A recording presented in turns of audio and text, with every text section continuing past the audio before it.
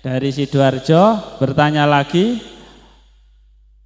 bagaimana hukumnya orang yang berpuasa ketika dia mendonorkan darah, gitu ya. Nah, terima kasih.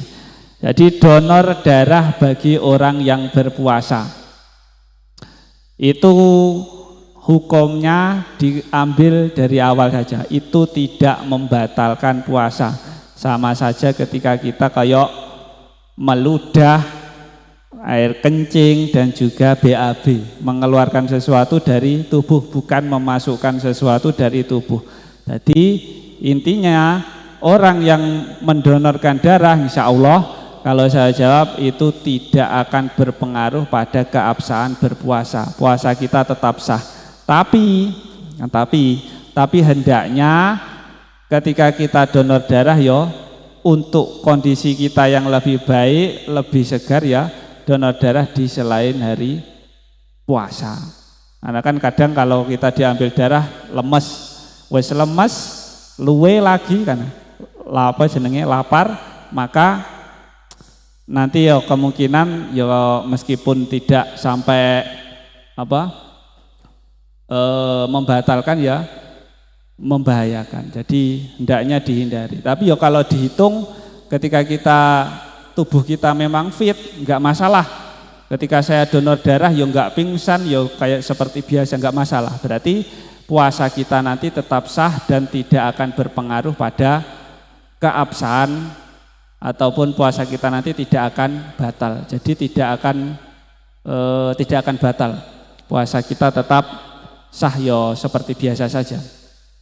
Tapi ketika kita nanti habis donor darah, aku lek bar donor darah mesti semaput mergo puasa. Ya itu nanti hukumnya akan berbeda. Ya bahkan mungkin bisa enggak boleh. Nah, sudah cukup ya, Mbak? Nah, jadi intinya donor darah bagi orang yang berpuasa selama kita mampu dan tubuh kita baik-baik saja, itu puasa kita tetap sah dan tidak batal. Terima kasih. Ada lagi?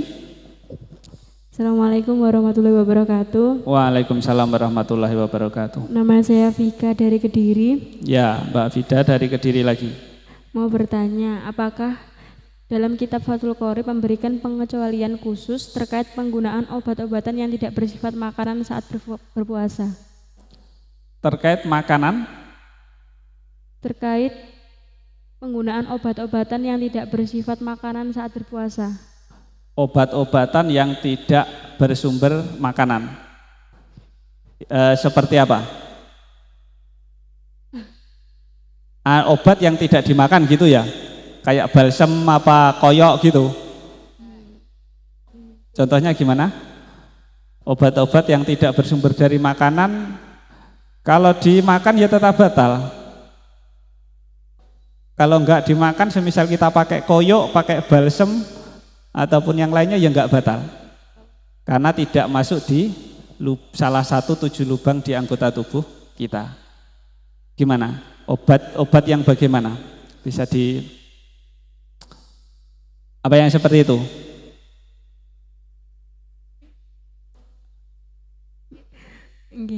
Oh cukup.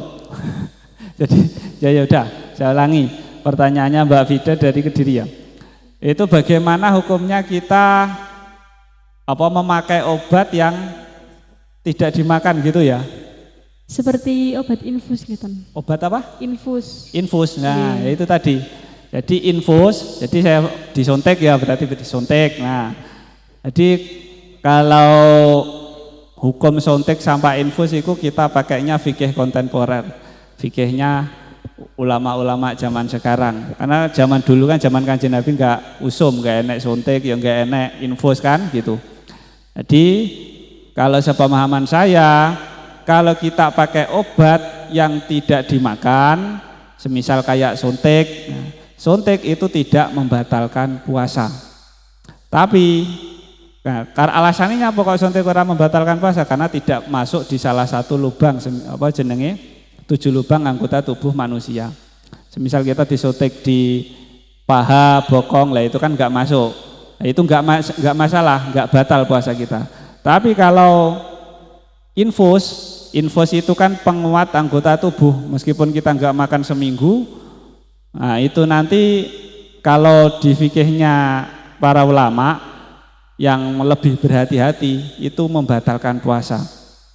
Jadi maksudnya enggak, semisal kita sedang sakit kok terpaksa diinfus, ya enggak apa-apa, tapi nanti ketika kita sembuh harus mengqodoi puasa yang kita tinggalkan selama kita memakai infus di bulan suci Ramadan.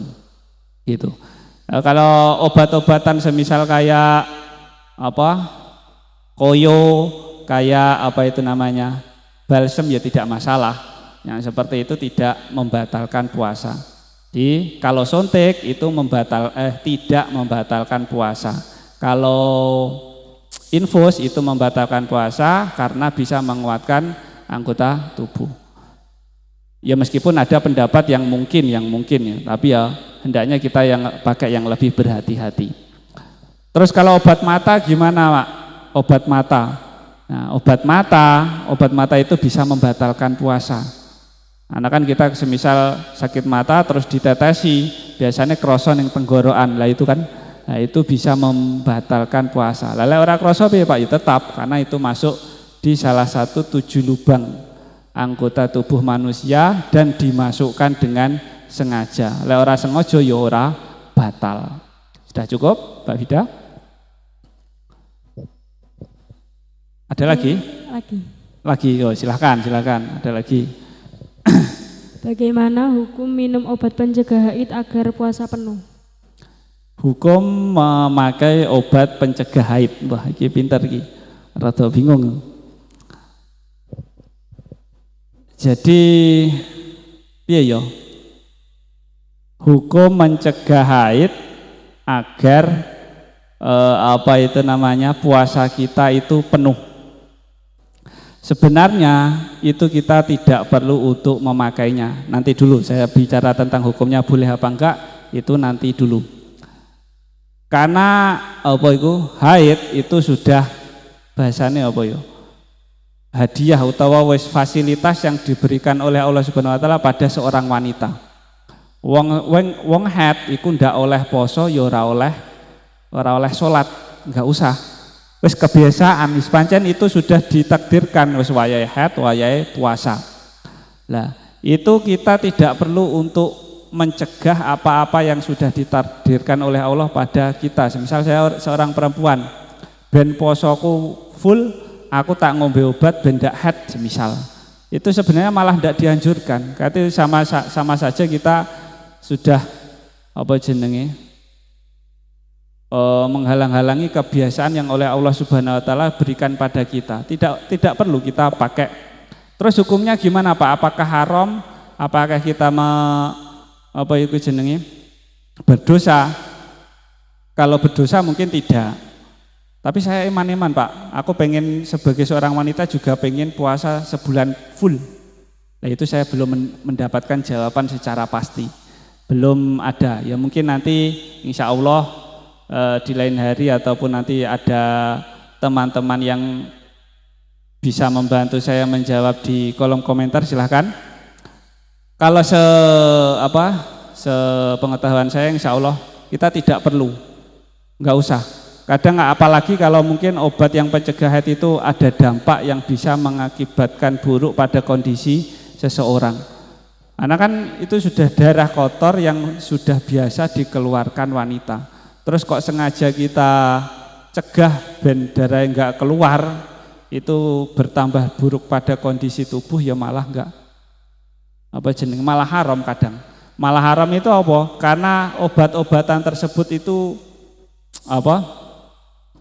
mencegah kebiasaan wanita melakukan untuk